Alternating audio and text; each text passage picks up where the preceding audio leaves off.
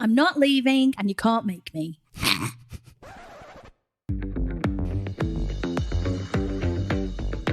Hello and welcome to A Sideways Life. This is episode 74 and I'm Al. I'm Leanne. And we're here to talk to you about living and working abroad, as you probably know by now, but specifically living and working abroad in Split, which is in Croatia. And that's where we are right now, Leanne, isn't it? It is. We should maybe mention, because I think at the end of the last episode, we talked about how we're going to cover the top 3 visas for Europe. Did we say that? We did say that, but there's a good reason for why we're not. Mm-hmm. And that is we've managed to secure an interview with one of the biggest expert people in Croatia about visas, about everything to do with Croatia, but visas especially. So we thought we'd save that discussion until we can get that interview in the diary, and then we'll try and do some other stuffs around that as well. And that's Sarah Dyson. Yes, Sarah Dyson at Expat in Croatia. What's funny is if you Google anything to do with Croatia in terms of expat or digital nomad, her site will always come up as like 1, 2, 3. I remember we got the equivalent guy in Portugal, James Cave, who basically owns the search engine results page for Portugal. Yes, that's really cool. So we're looking forward to that. So today we're going to be talking to you about Split, and it's quite prescient that we're talking because tomorrow we leave Split for 3 months. I'm not leaving and you can't make me. Well, unfortunately, I'm not making. Well, I can't make you, but our visa or the government can. The government might have something to say about it. So maybe that's the first thing we need before we go into where Split is. And in fact, no, let's come back to that. Let's come back to why we circle back to that. Should we put a pin in that and we'll circle back to You're it? Such a wanker. You started it. So let's talk instead for those people who have never heard of Split, or maybe just seen it and thought, is that really the name of it? Then should we start off? In fact, do you know why it's called Split? No, why is it called Split? It's after a flower, apparently. Oh. There's this flower called Splatonis macalanis. I don't know, it's a Greek name, but so that's apparently where they think it came from. Oh, very good. Good bit of trivia there, Alan. Yeah. So, where is Split? So, Split is in Croatia. Croatia is one of the countries in the Balkans. It is very near to Italy. It is bordered by Slovenia, Serbia, Hungary, Montenegro. And the Adriatic Sea. Yes, and if anyone is a long-term listener and you used to enjoy Leanne's Factoids in the early episodes, Here are some for you. Love it. So, Split, population 161,000-ish within the city. It is the second biggest city in Croatia, second only to Zagreb, which is the capital, but it is the largest Croatian city on the coast. And the third being Rijeka, which is not nearly as pretty as Split. Sorry, Rijeka. No. So yes, it is in a very beautiful position.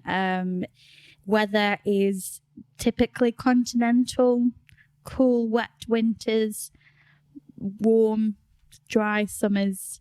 Temperatures, I don't know. I don't have that information to hand, but if I had to guess, averages, maybe 25, 26 in the summer, and maybe like 10 in the winter. I think we did look that up actually when we looked at comparing. We had a Split versus Portugal drunken night one night, where Portugal was on the table of where we're going to go, and we realised that actually the weather is almost exactly the same, slightly more humid and slightly wetter in Split, but yeah, generally sort of like highs of. Well, average of 25. In the summer, you might be hitting sort of mid-30s, occasionally a 40, but mainly a sort of early 30s. And nice lows of sort of 23, 24, which is very, very nice indeed. I have to be honest, because I think that my favourite part around here is May, because it just feels lovely. When you go outside and it's not too hot.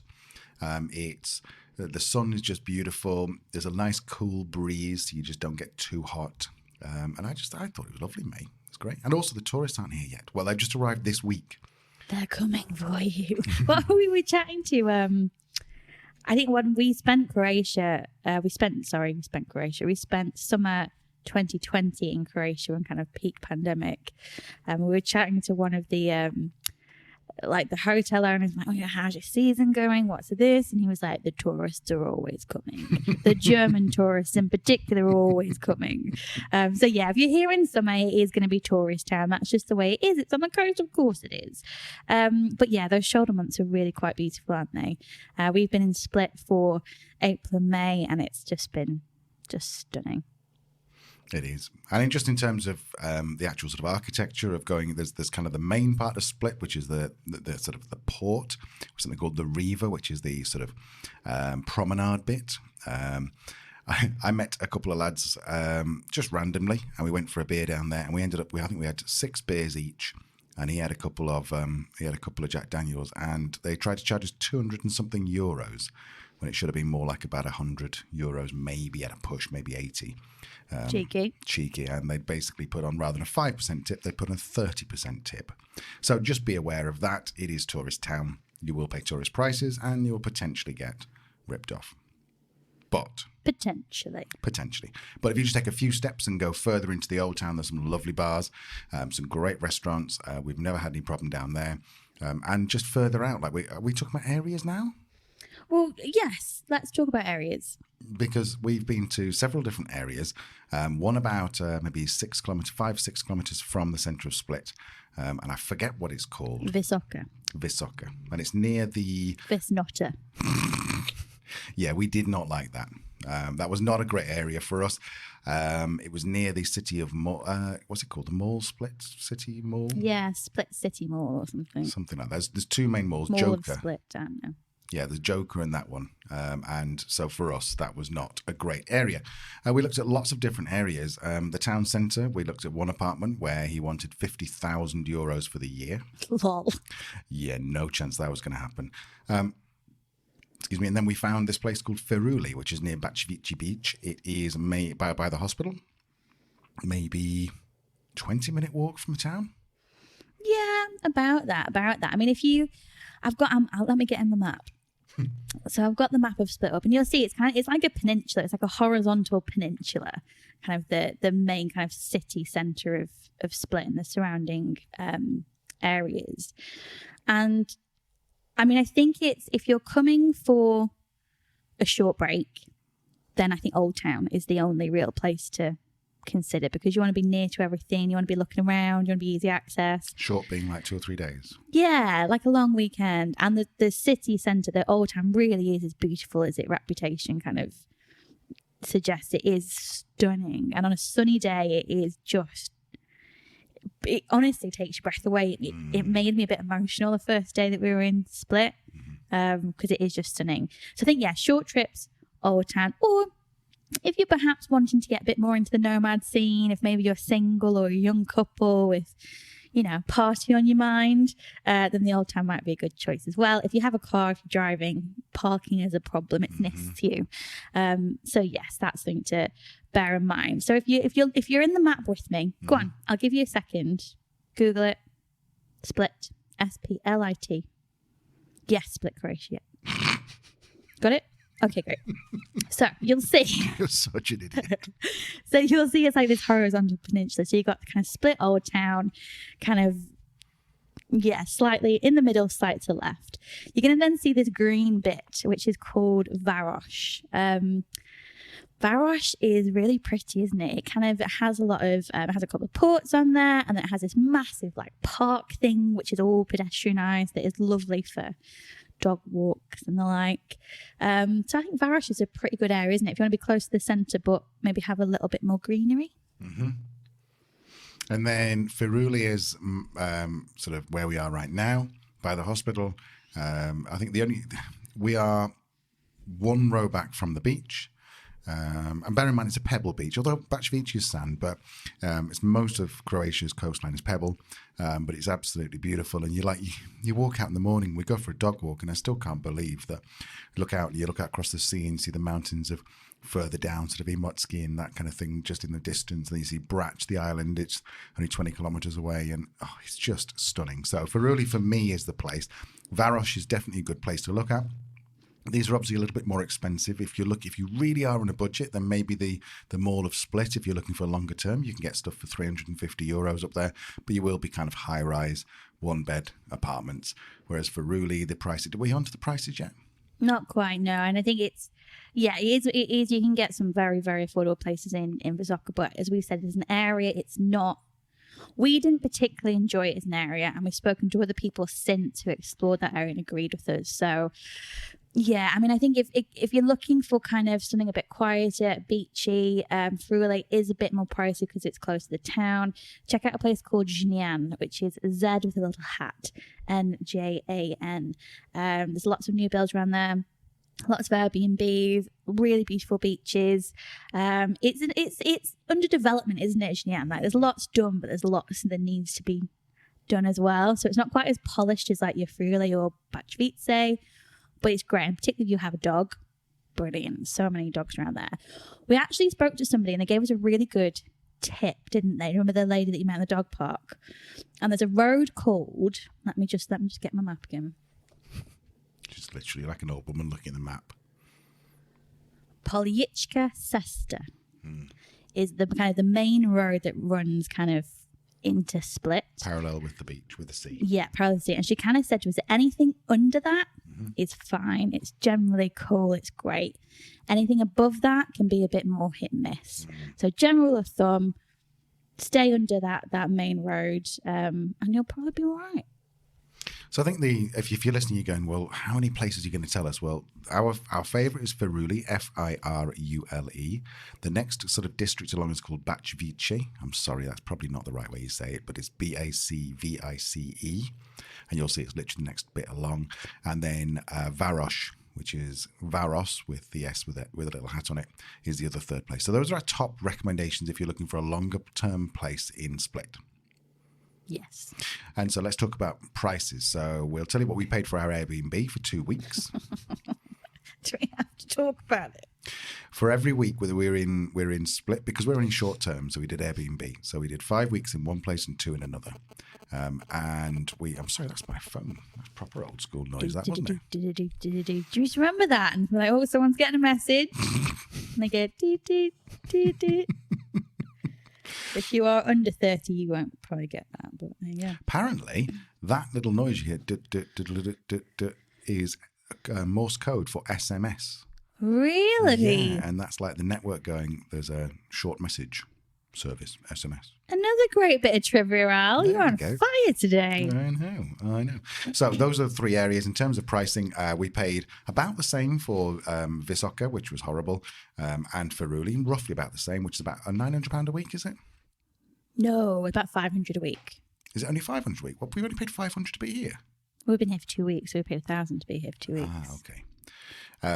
But we found out that we found a guy who was wandering around, who lives here. He's Australian, and he said that he pays €950 for. Now we've got a 1-bed here, 1-bed garden apartment, garden is a polite way of saying in the basement.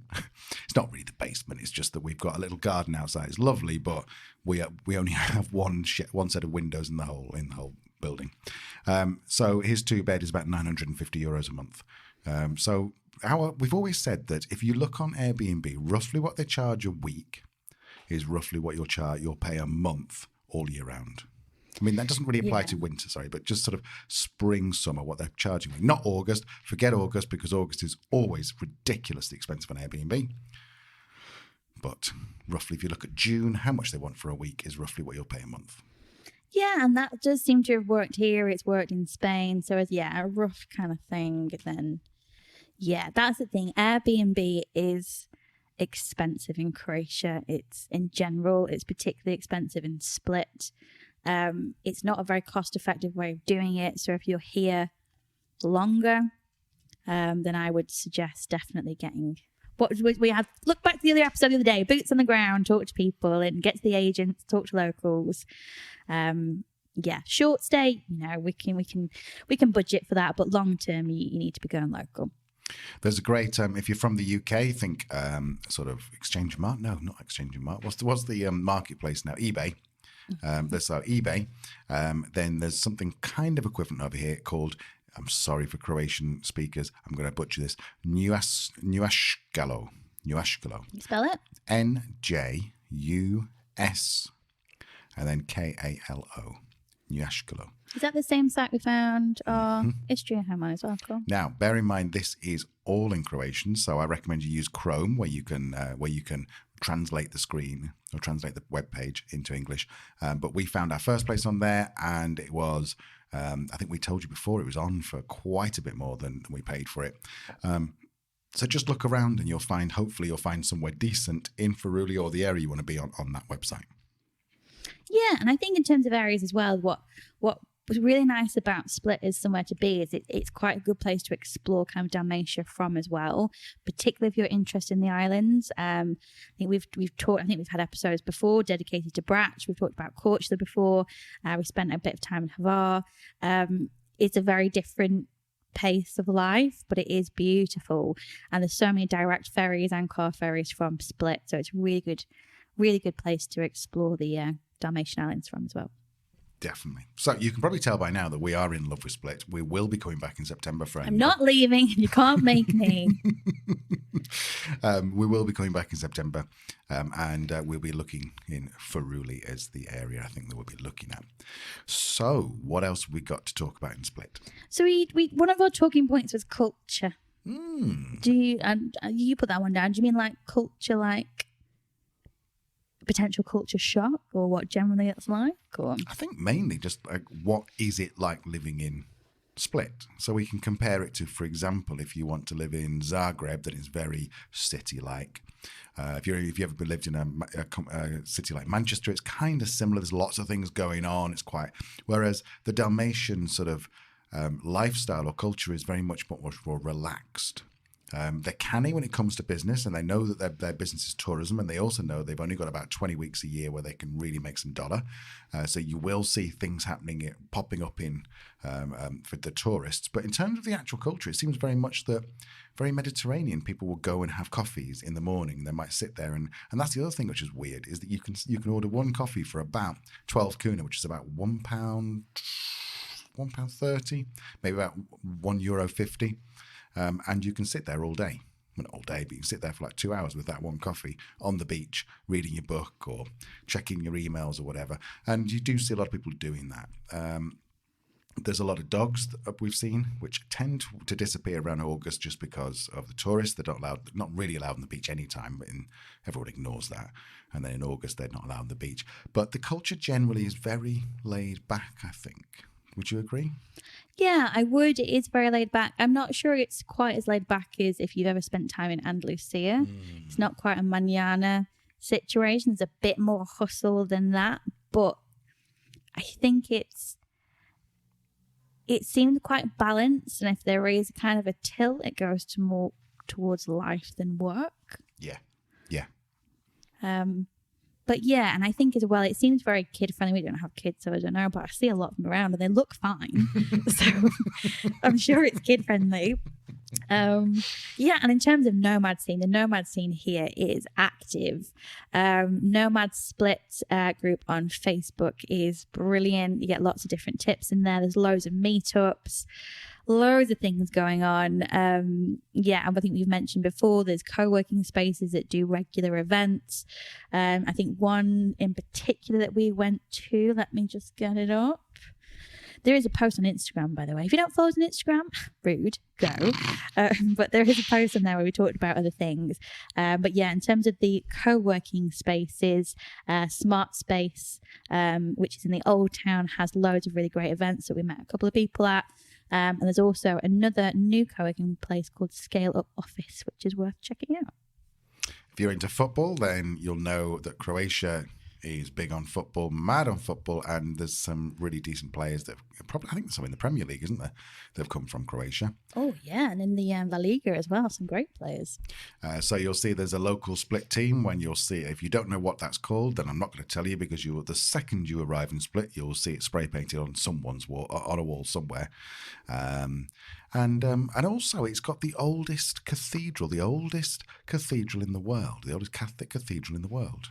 In that palace, which is I never know how to say it. Diocletian's palace, is that right? Sure, let's say yes. Yeah, that's the one where they preserved. And also, the other fun fact about Diocletian's palace is that there was a lot of artifacts and from Roman times preserved because it was preserved in shit. Because they used to that was basically the sewer was under it. And so they just toss all their business down there.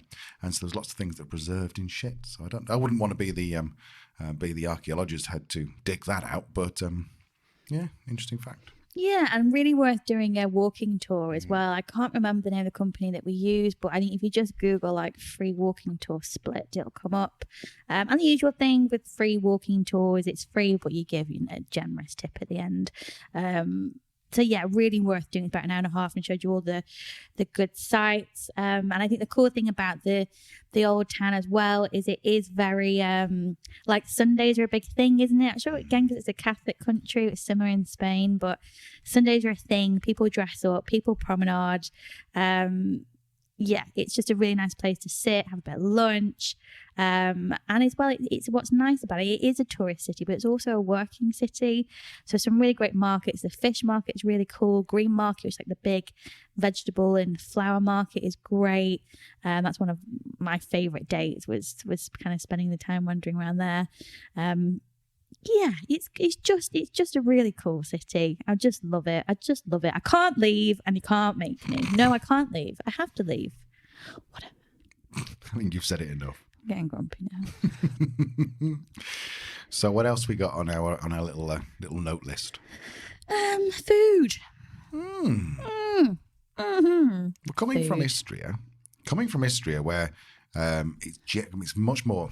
It's very close to Italy. At the border to Italy, only like sort of 60 kilometers away. Then the food does tend to be quite Italian. It's either pizza, pasta, or ciabatta. It's kind of like your only options, really. I mean, that's unfair to Istria because there's some great places like that. Agrotourism place that we went to was fantastic, and there is some, but predominantly you go to your local bar, and you don't need to see the menu because you know what it is. Whereas Split, I mean, well, what do you think?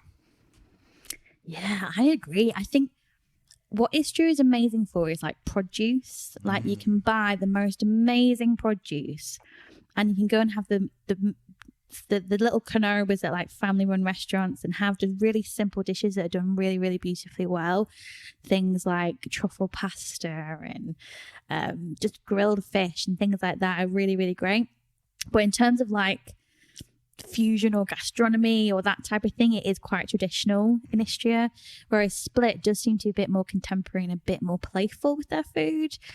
So you will see restaurants like Artichoke is one of our favorites, that just kind of take Croatian food but given it a bit more of a modern twist or a bit of an Asian twist. I'll do a bit of fusion things, and yeah, some of the best food, Zagreb included actually, for me, we've had some of the best food in Croatia and Split.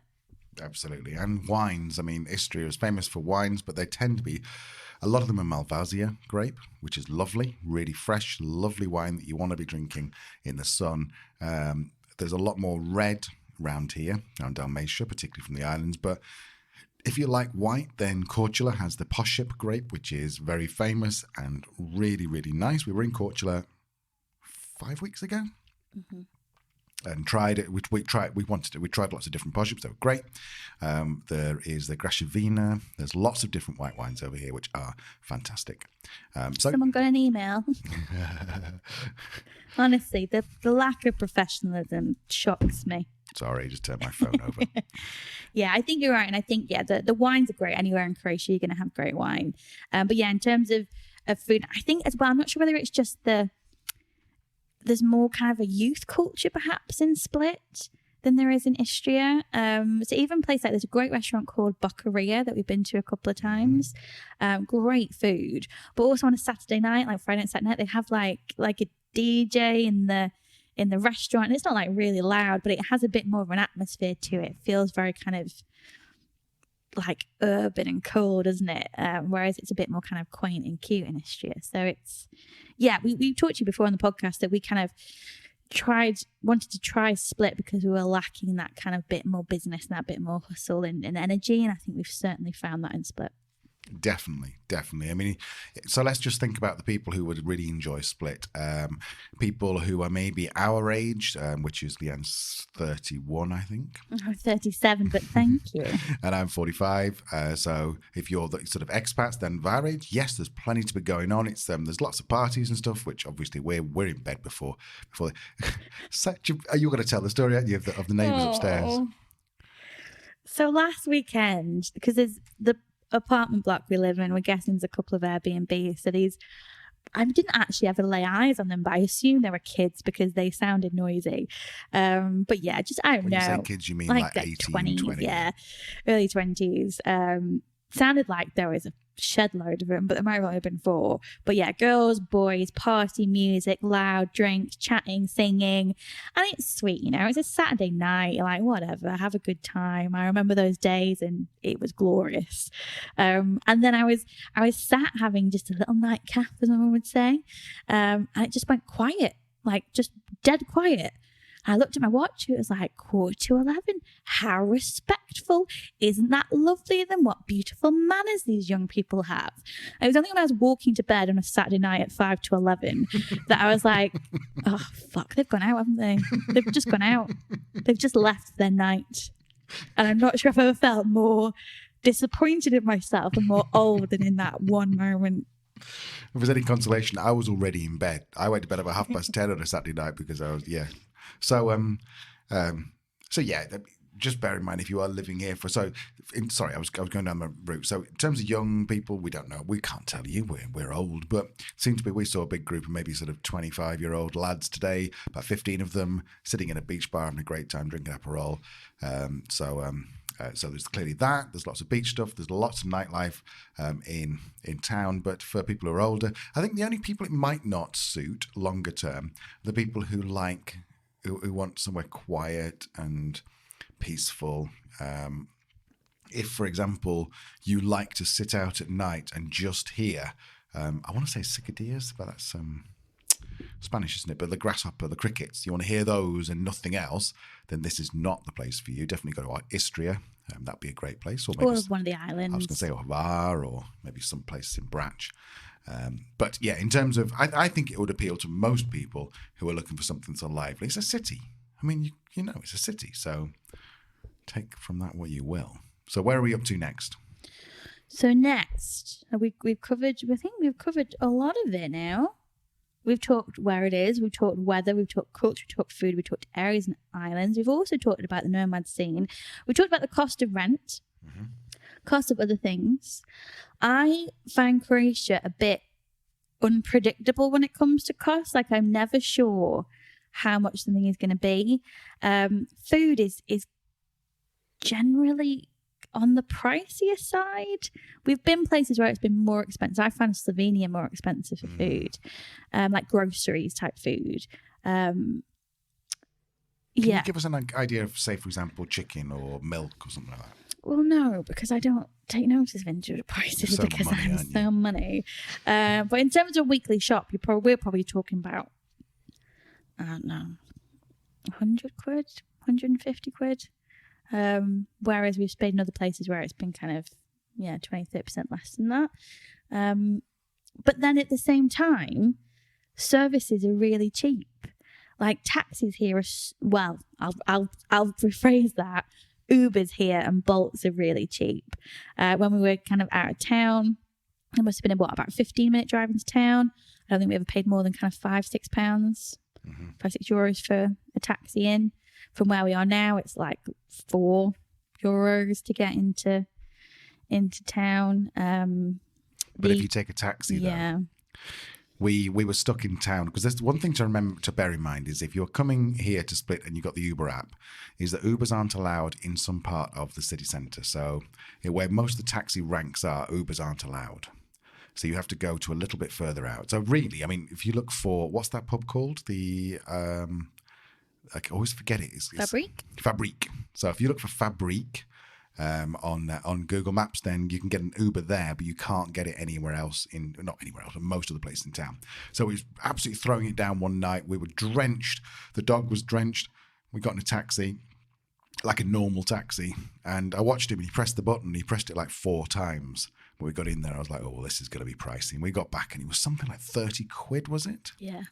And on an Uber, it would cost about 6 for the same journey. And I did a similar thing when I was in the old town, going back to where we were out of town. I had loads of shopping, so I thought I'll just jump in a taxi. I think that cost me about 20 quid.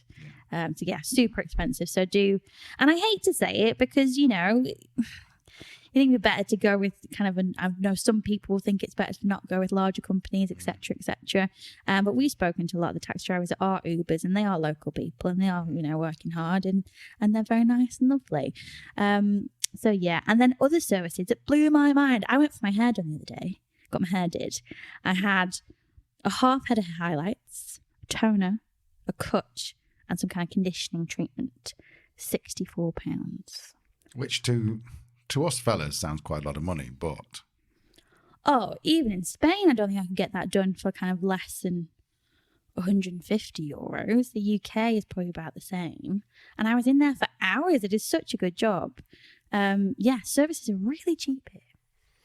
So, I mean, I think you'll find, I mean, just to give you an idea of just your everyday stuff. So, a beer, usually about 25 kuna, which is about €3, £2.80, maybe about $3. I would imagine they're almost parity, isn't it, between euro and dollar at the moment. If you want a glass of wine, then about the same. Well, it depends, because I was drinking wine. If you go to some of the sort of slightly more local places, I was drinking some really nice white wine last night, 200 millilitres, and it was, I'm sure it was 20 kuna for 200 millilitres. That's good. Whereas we just paid 25 kuna for 187 litres, 187 millilitres or something. So it does depend where you go, but generally speaking, you're going to be looking about sort of €3 beers that's for a 500 milliliter Karlovačko or Ožujsko, which are the local beers. Stick to the locals if you don't want to pay more, because the imported stuff like Heineken would be more. Coffee, about 12 kuna. That will give you like a macchiato or something, maybe a bit more for cappuccino, maybe 14 kuna. Compare that to Istria, for example, it might be more like 7 or 8 kuna. And the Istrians are very particular about down here, down in Dalmatia. They're like, oh, it's so expensive, because it is, you know, sort of 50 to 80% more for a coffee. But we're not talking about massive money here. No, and in terms of eating out, you can go to a Canoba, which is like a family-run restaurant or independent restaurant. There you can get a decent meal for 2 with a bottle of wine for somewhere between £40 and £50. And then the nice places that we've mentioned, like Artichoke and Boccheria, you're probably not talking more than £100, £120 for kind of 2 courses each, a nice bottle of wine, a cocktail, and a night out, really. It is an atmosphere. It's an event in these places, which I like. It's reminiscent of Spain. Dinner is an event. Definitely. So I think we are kind of coming to the end of it now. So what else do we need to say, Leah? Split's cool. It's ace. I love it. I can't wait to come back. It just, for me, has the great balance of quietness, business, country, city, local, cosmopolitan. It all just, for me, it's just a really nice mishmash of the two. Yeah, totally agree. We've been to lots of places in Croatia, and for me, Split is number 1. Absolutely love it. Devastated to be leaving tomorrow, but we're back in 3 months. The second we can get back in, we'll be back in. And it'll be exciting. We've got some places to travel to over the next couple of weeks. Yeah. Back on the road. Summer in Spain.